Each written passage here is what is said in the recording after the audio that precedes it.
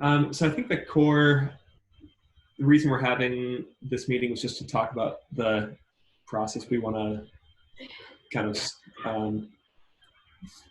send around for UX reviews, because it's always confusing when you have feature flags and when things are being implemented in little pieces.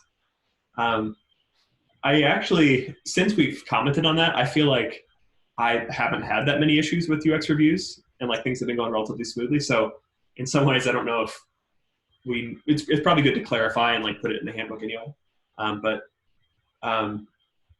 what I've been doing is basically in any MR that makes UI updates, I've been pinging Hayana for a review, and I've just been adding screenshots and videos. And then for the MR that actually enables the feature flag, that one I also ping Hayana for it, and then that way you can hopefully, if your review app deploys, you can actually play with it in a deployed environment, and that seems to work pretty well. I don't know if that works well, we could just make that the process. I don't know what your guys' thoughts are on that. I think that works pretty well. I think I'd like to expand on a few points though. I really like making GIFs and videos and screenshots.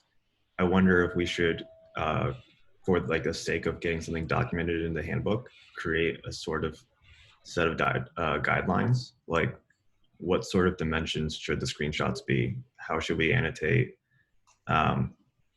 Limitations on like GIF size.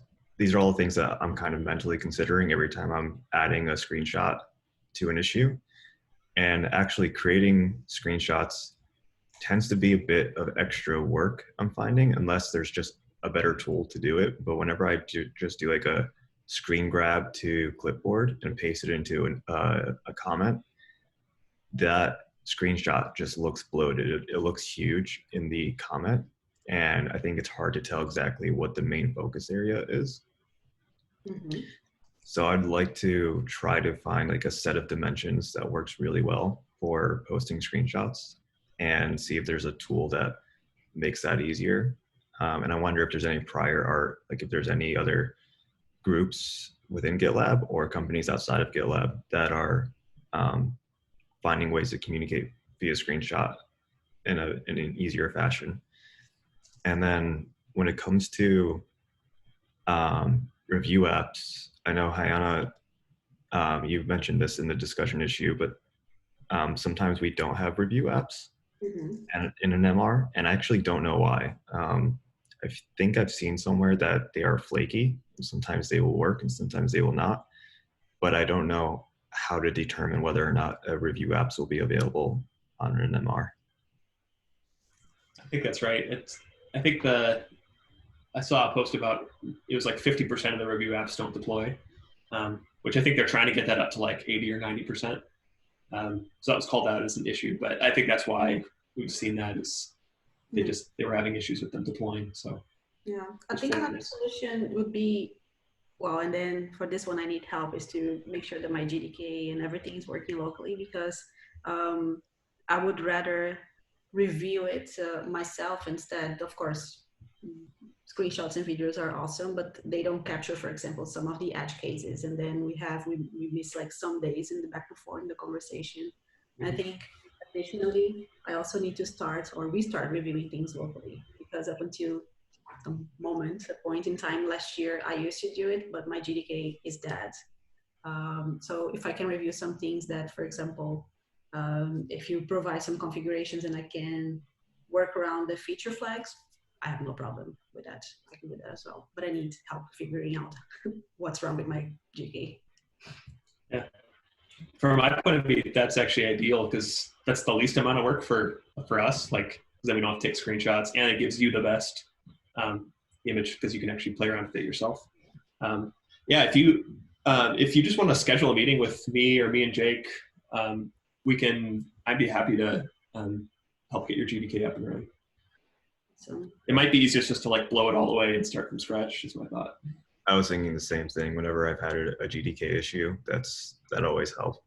Yeah. Just get rid of like the current directory that you have GDK in and go through the process of setting it up again, and you've got everything like at the state of the art version of GDK, and it should work.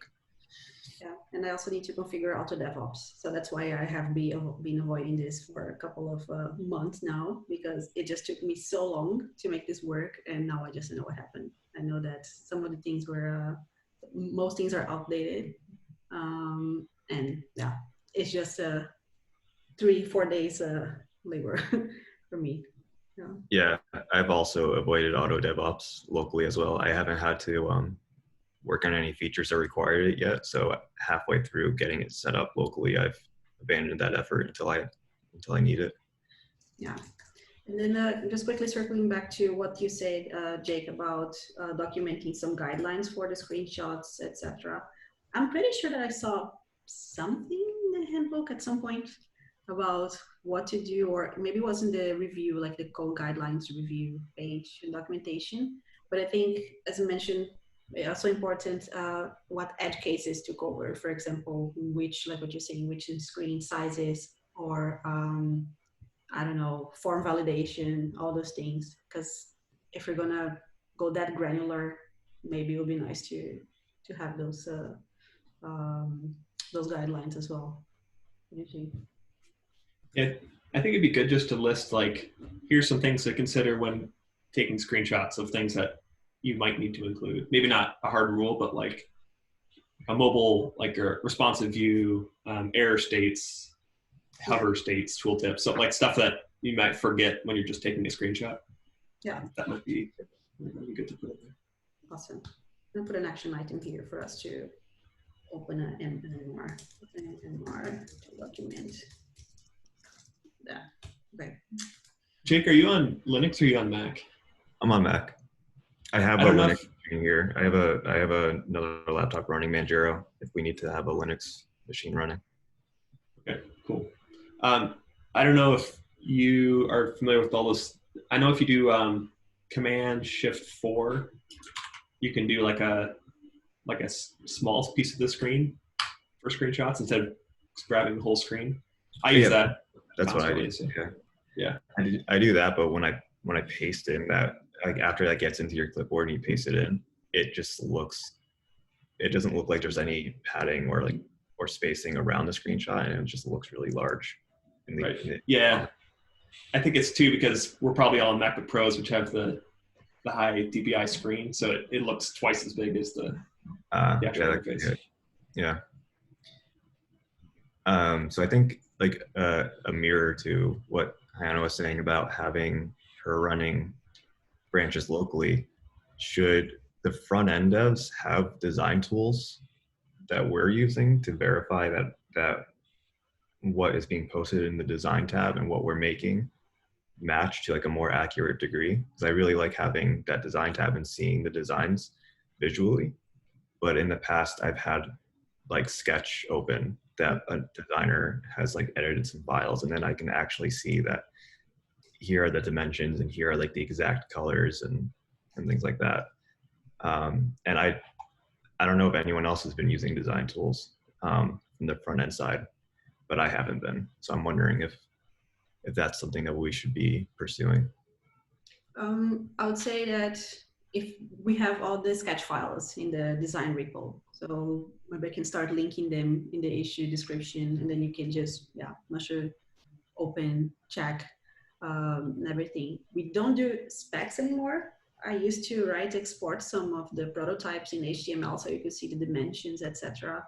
But one of the problems with that, in the sense of checking paddings, margins, etc., is that I don't bother. And we should just follow the pajamas guidelines. So maybe it's also, I need to align this, that my prototypes are never going to be 100%,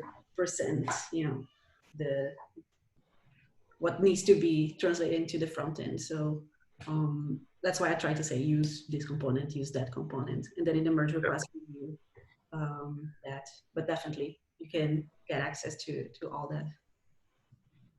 Yeah, and now that you say that, I think that might make sense. I think in the past we weren't using a design system like pajamas, and so every design had its own unique set of spacing and typography, and you would have 40 different shades of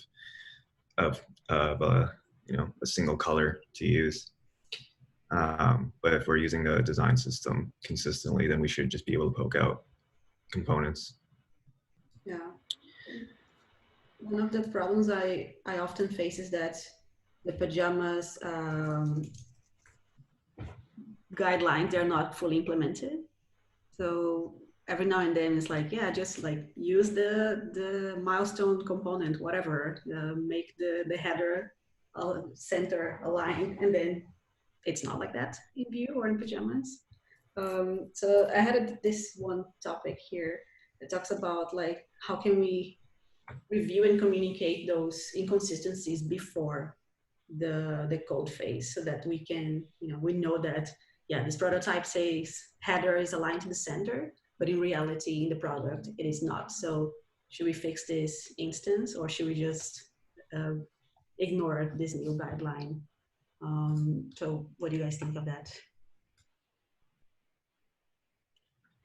I mean, I like the idea a lot. I think it comes with the same challenge as our technical evaluations do, in which if you're trying to like figure out what's available in the system and what's all going to be touched before really doing a deep dive, it's easy to miss things.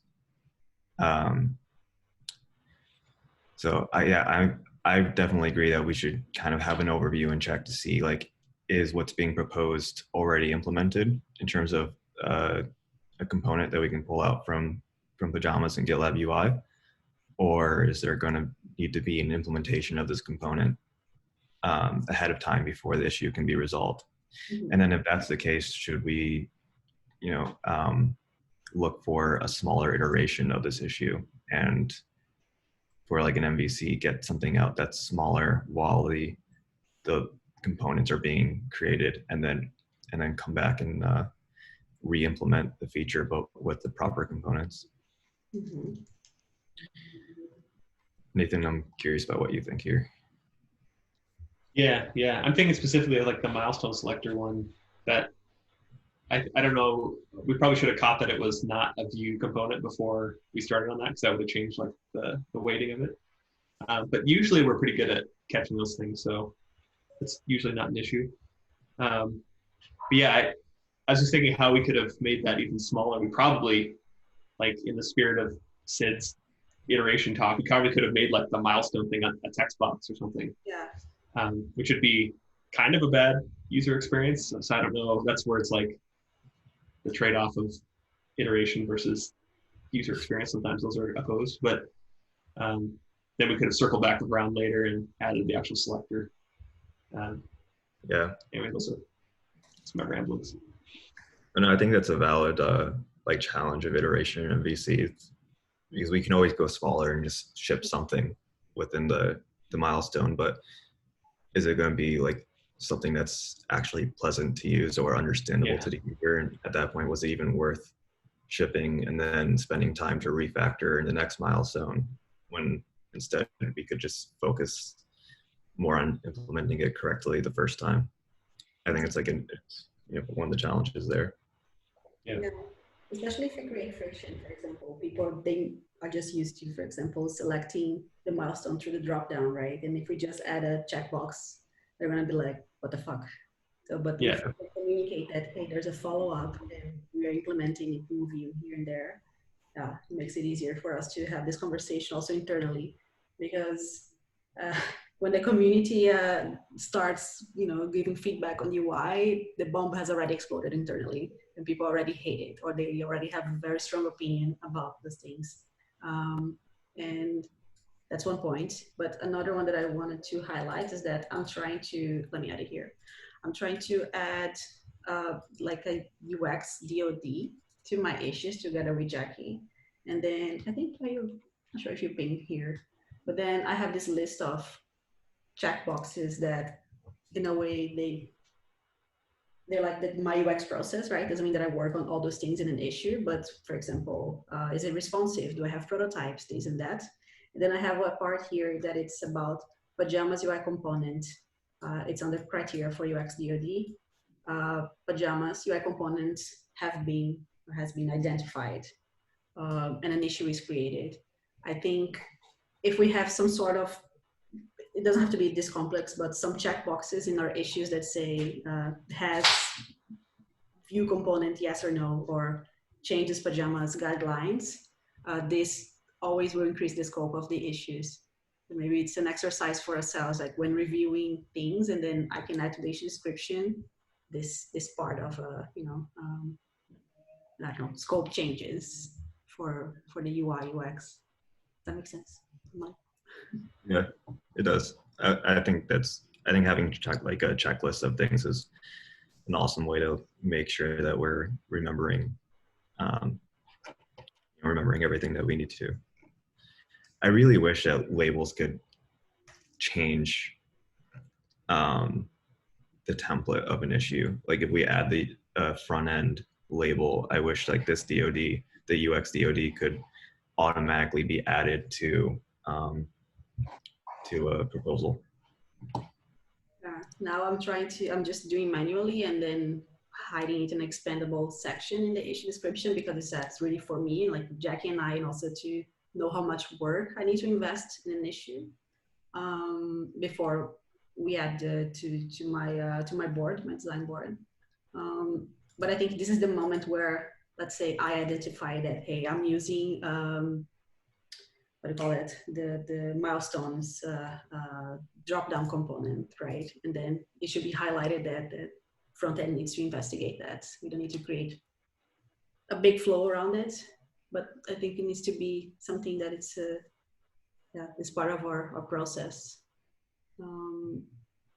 Because I always think, like when I look at the product, I don't know if what I'm considering or what I'm looking at is the source of truth. The product is not reliable, in my opinion. So it's always either what it should be according to Pajamas or GitLab UI, and what it's not yet, or what according to Pajamas and GitLab UI. So it's anyways, just a bit messy. Yeah, especially as you get to the older and older you get, the less and less it conforms to Pajamas. Like the tags page, for example, is a super ancient one. So it's like probably doesn't conform to Pajamas at all. Yeah.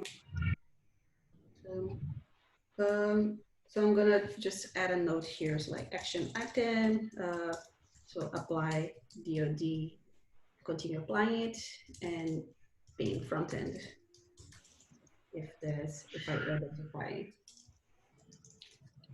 a new component or pattern. I always assume that things are not ready. That's how I work. And just quickly, I wanted also to touch base on this point about UX review and a UX debt. This is a much broader discussion. I'm not sure if we're going to have the time, but I was very interested in Jake's comment. Let me add here this one about auto magically adding the UX label, for example, if a merge request has the front end label. And the same way, I really want a review roulette thingy. I want to just be auto magically added to a UX front end release management group merge request. So can we do this? Can we improve the roulette and make something that will help us not do so much manual work around this? Yeah, I mean, for this feature suggestion, I think that what I like about it is that it's not intrusive, where if you add front end, it automatically adds the UX label, but just checks the frequency, really. So it's like if the front end and UX label are frequently added together, then a small suggestion appears somewhere where you're adding the label that says, people who add front end also frequently add UX. Would you like to apply this as well? And I think that that's like a small detail. It's like a very small feature in terms of impact on the UI and stuff that can, I think, really help improve our UX process, but then also just improve the sidebar and the label feature as a whole for our customers. And I think in terms of like scope, I think the challenge really is now we just need to have some sort of label frequency counter on the back end. which I don't think that's too much of a challenge. But I don't want to speak too much for the backend engineers that would have to implement that. That's a button. That would be super cool. Also, I think that must be a UX, like a roulette issue open. That's kind of like the sidebar. Because I've seen other people saying, I want to have UX added to the roulette, or I want to be suggested. For example, now I'm going to become a UX maintainer. So I also want UX issues to be added to me as a reviewer, right? So it would be nice to add that, if you can add that per project, right, or per group. So I'm the one, like giving the GitLab team page, I'm the one that is assigned to, I'm assigned to release management. And then let's say if you get this frequency, then also ping Hayana as a reviewer. So we kind of bring everything together. It'd be interesting to see how we could implement that, because Roulette currently, part of the purpose of it is that we can, like, anyone in the engineering team can review any code in any section. But could we do that with the UX reviews? Like, could we say, like, you would make the UX specs and then just any other random UX person would review the output? I don't know if that's something we'd want, but that's actually how it works. Let's say that we're all reviewers, and every designer is a reviewer of UI or reviewer of GitLab design. But of course, you want to assign it to someone within the stage group. So that's why I think the labels needs to be mapped with the group, right? So release management, and Hayana, progressive delivery, it's Dimitri. So it should be that smart. Otherwise, yeah, I had to review some merge requests last week that I had no idea, but because assigned it to me, they saw my name in the reviewer of UI list in the handbook page. So I recommend that to anyone. Yeah. It certainly seems like something that'd be doable. Like, it doesn't seem too complex to look at the label, as long as we had that association between the label and the UX person. It certainly seems pretty doable. I'm gonna find so maybe that'd be a good next step. Here, enhance reviewer roulette. No, this is different. But anyways, there's definitely an issue, because I opened an issue about this. The danger, right? In the reviewer roulette. Mm-hmm.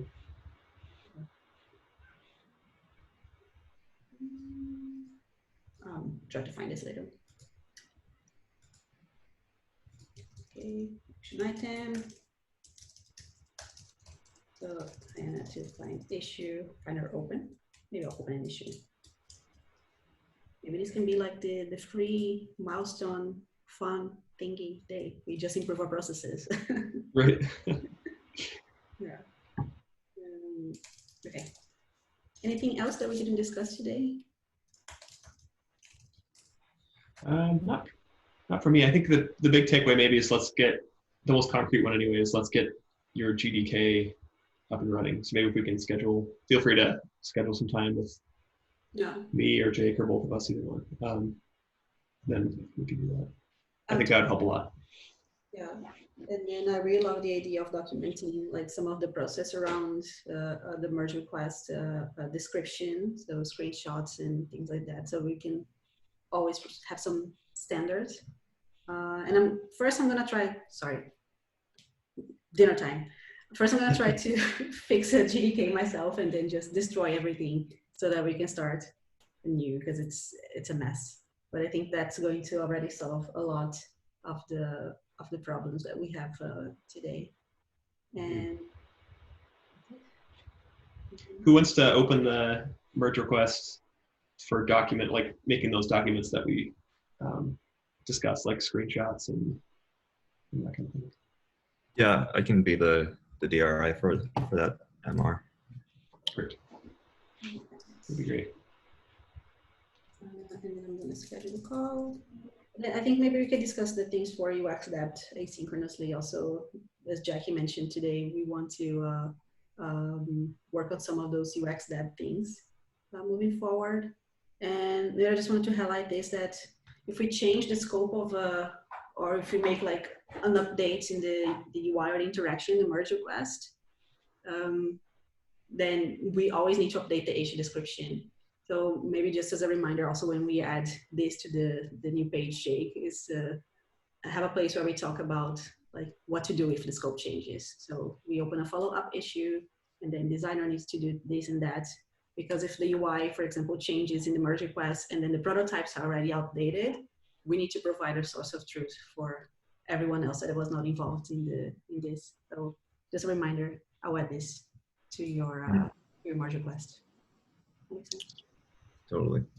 One additional thing, Hannah, you added like this comment on one of my MRs today that outlined the state that like this component can be in, like every, I think it was the assigned and unassigned dropdown in a comment. That like outline of state adds a ton of clarity. Do we have any recommendations or like documentation on doing that? Should like, for example, should the devs be adding these textual state trees to MRs so that everyone can know like what state a component should be in at any given time?